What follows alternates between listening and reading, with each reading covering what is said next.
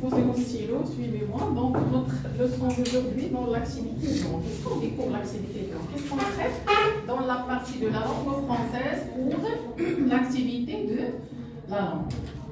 Donc, qu'est-ce qu'on traite dans l'activité blanc? Vous avez beaucoup vu la leçon. Qu'est-ce que vous avez compris dans l'explication de notre leçon? L'activité blanc. Qu'est-ce qu'on traite dans la partie de l'activité blanc? La langue en général. Qu'est-ce que ça veut dire la langue? Qui a dit Laura? C'est pas la traduction. Regardez la question. Je n'ai pas posé la question. C'est quoi le synonyme en arabe? Non. Qu'est-ce qu'on dit pour définition de la langue? La langue comme définition. Qu'est-ce qu'on dit?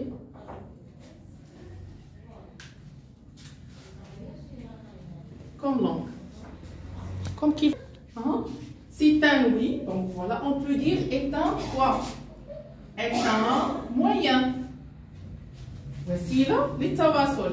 Est un outil.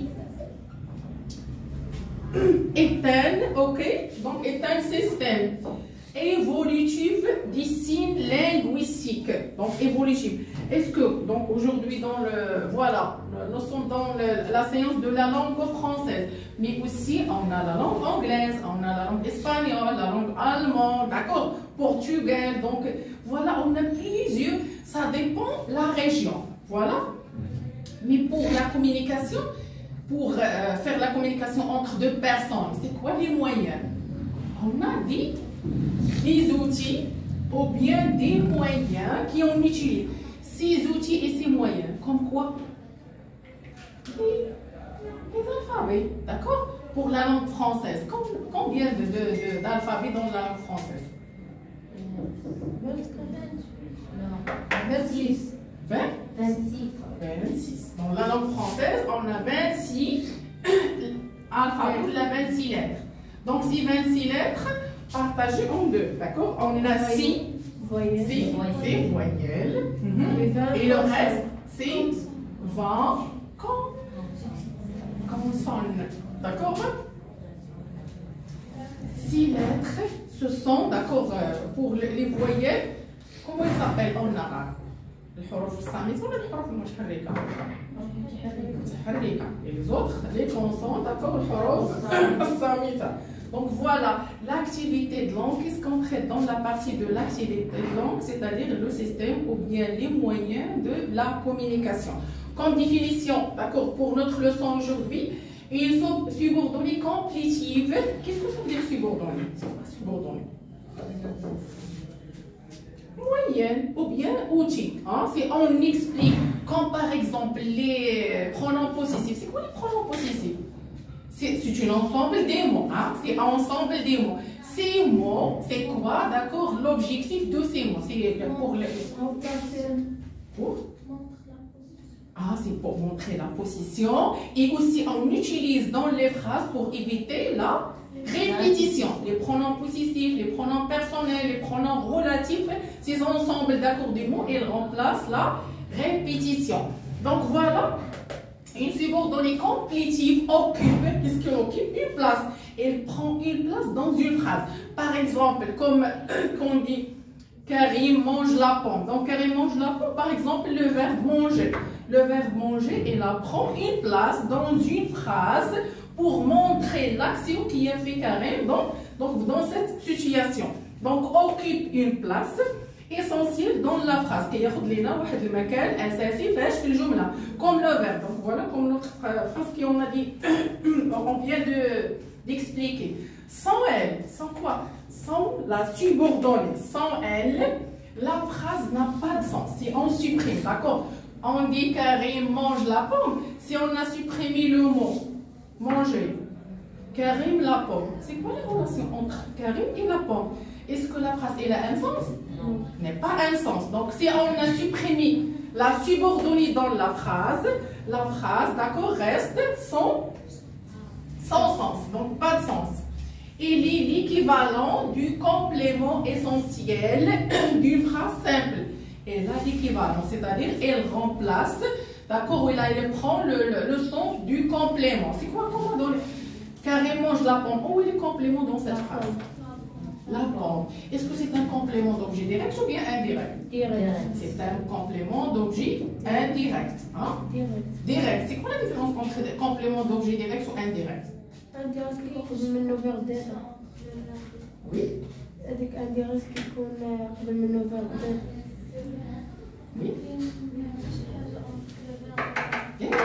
Tu es là. C'est quoi la différence entre complément d'objet direct, complément d'objet direct et complément d'objet indirect?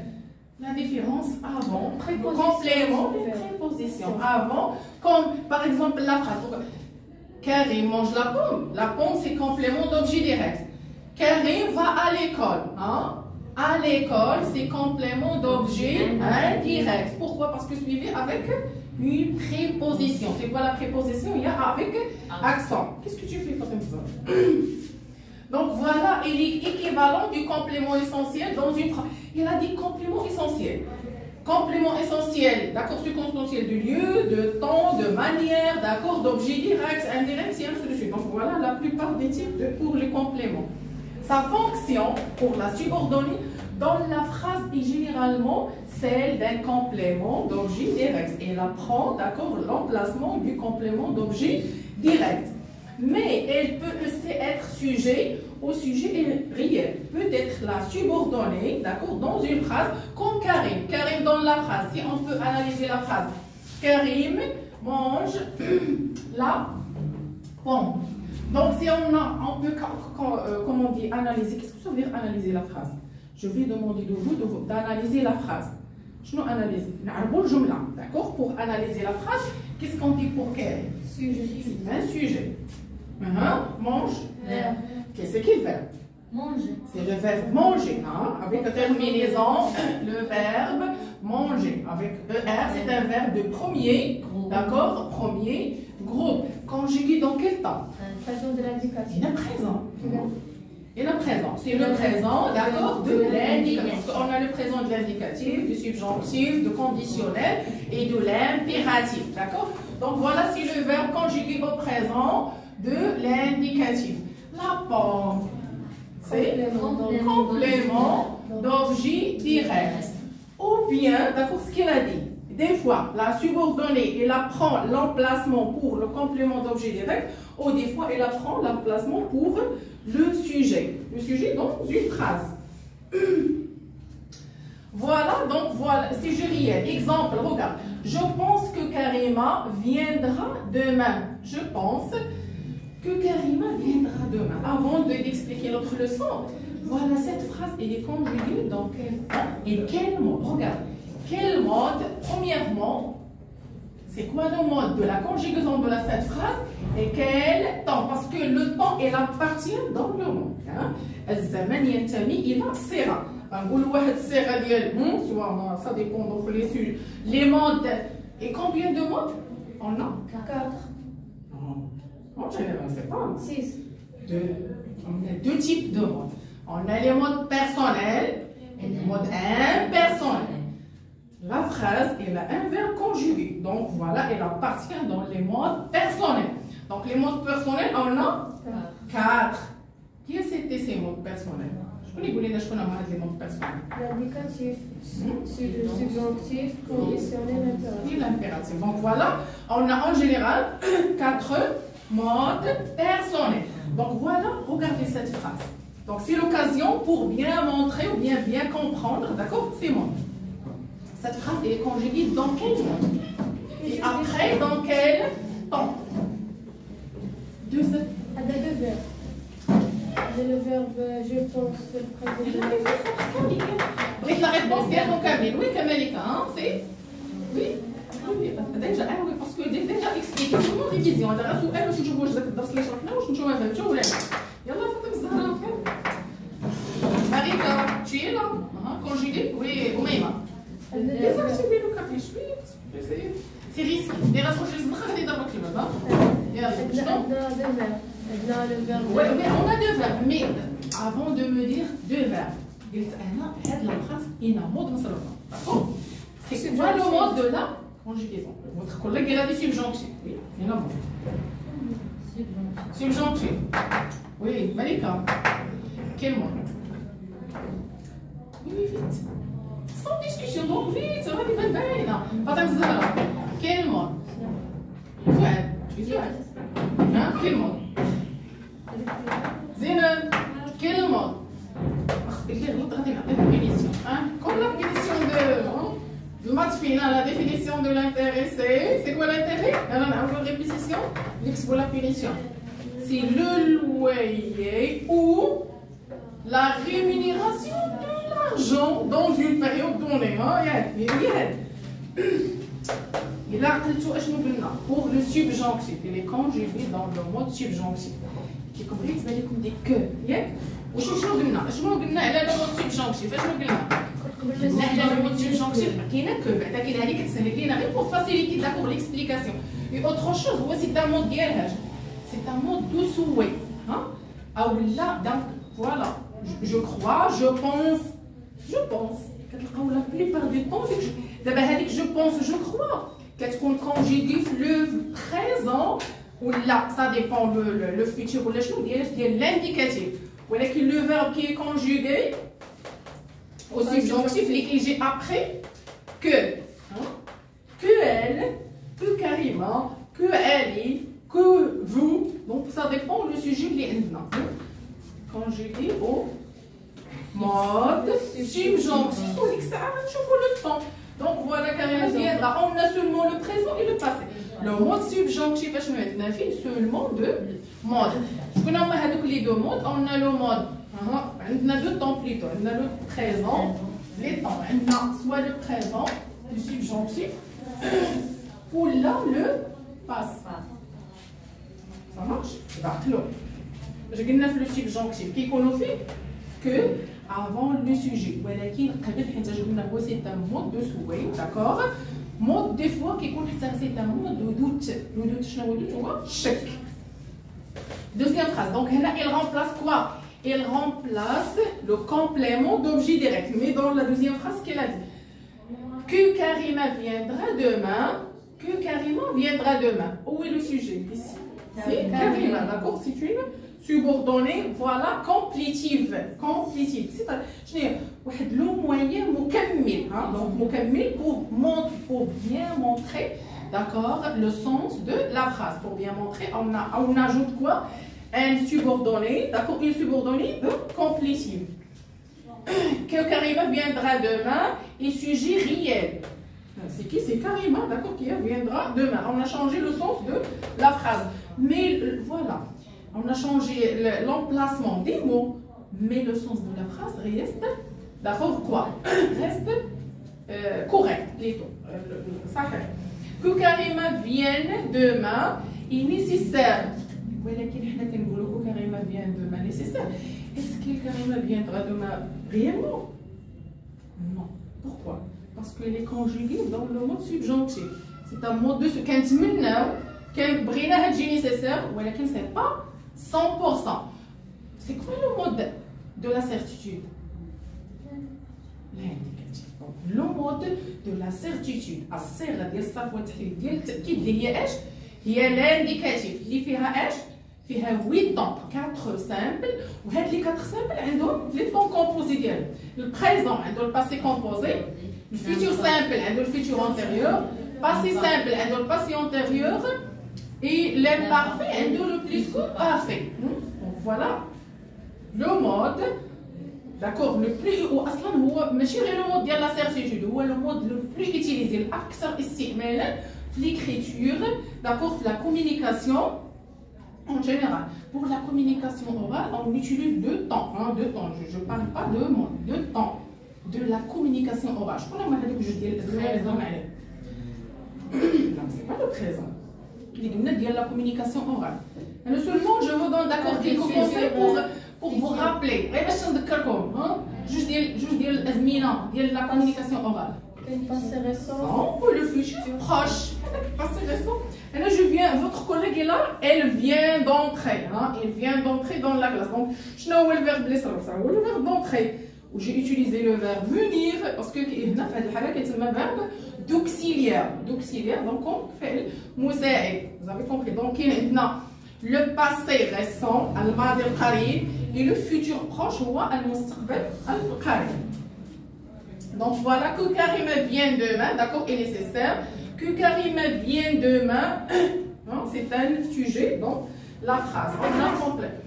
On distinguera, voilà, on distinguera, ça c'est la lettre T, d'accord. On distinguera quoi? Proposition subordonnée, donc on a la subordonnée. Comment on dit? Possible un mot, possible deux mots, possible trois mots, comme notre phrase. Que Karim vient demain, c'est une subordonnée complétive. Possible, non, on peut dire proposition. C'est quoi la proposition? Regarde. On a proposition et on a la préposition. هذه ملي كنقولوا حنا تقدر تكون جملة. Karim mange la pomme. C'est une phrase, hein, simple. On peut dire aussi c'est une proposition. On peut dire proposition. Ou possible, on peut dire aussi proposition relative. Ou possible aussi c'est une proposition principale. C'est relative au principal. Qu'est-ce qu'on a dans le jumla? Oui, là, on نسمي فيها واحد دو بارتي. فوالا الجملة الرئيسية والجملة الثانوية. هذيك الثانوية نقدروا نسميوها حنا الجملة المكملة. يعني ديال المعنى. Pour compléter. La complétive. هذيك جات لي باش كتكمل لينا اش المكمله كتكمل لنا المعنى ديال الجمله. دونك فوالا هذه سي اون بروبوزيسيون، ماشي كلمه وحديها. Que Karima vient demain, d'accord, c'est une proposition ou bien c'est une, on peut dire, voilà, c'est subordonné. C'est un moyen, c'est un outil, on peut dire outil, on peut dire moyen, d'accord, acceptable. Moyen, donc voilà, la proposition moyen pour compléter le sens de la phrase. باش نكملوا المعنى ديال الجمله. On passe pour la proposition. Quand on dit proposition, il y a aussi la proposition subordonnée, complétive, conjonctive, d'accord, introduite par que. Vous me dites introduite par que, dans ce cas-là, automatiquement, le verbe après que, il est conjugué au subjonctif. Hein? Ça dépend présent là le passé, ça dépend de la situation. Moi je connais la situation pour le hader ou la situation, donc avec le verbe le passé. Donc voilà, introduite par que. Que, voilà, regarde, je sais que Karima viendra demain. Donc je sais, quand je dis je sais, c'est-à-dire أنا متأكد. إذا هنا je sais, c'est le verbe savoir ou présent de l'indicatif. Que Karima viendra demain. Et les conjugués, eux, non, c'est pas passé, regarde. Viendra demain. Demain. Comment il s'appelle demain? C'est pas la traduction en arabe. C'est quoi? Comment il s'appelle? Les moyennes temporelles. D'accord, demain, avant, d'accord, ou bien la semaine dernière ou l'année prochaine. Les moyens, on peut dire des outils ou les moyens temporels. D'après ces moyens temporels, on détermine le temps de la conjugaison, soit dans le passé, soit dans le futur, soit dans le, d'accord, le présent. Et viendra, il est conjugué dans subjonctif. Et quel subjonctif? Présent là, c'est le présent. Présent, pourquoi? Que attaché avec le subjonctif. Mais c'est, je sais, c'est le verbe savoir au présent de quand je parle, d'abord, voilà, pour viendra, c'est le verbe venir ou et attendre. Présent, subjonctif. Proposition, d'accord, subordonnée complétive, interrogative. Donc voilà, si on a un type d'une phrase interrogative. Jumla sifhamia. Indirect. Introduite. Donc voilà, indirect. C'est pas direct. Introduite par un mot interrogatif. Hein? Voilà, c'est un mot ou bien des moyens pour déterminer une phrase interrogative. On a quel, qui, quand. Ce sont des moyens pour déterminer la phrase interrogative. Ou la conjonction du subordonné si exprime une interrogation. Interrogation ou bien exprime quoi?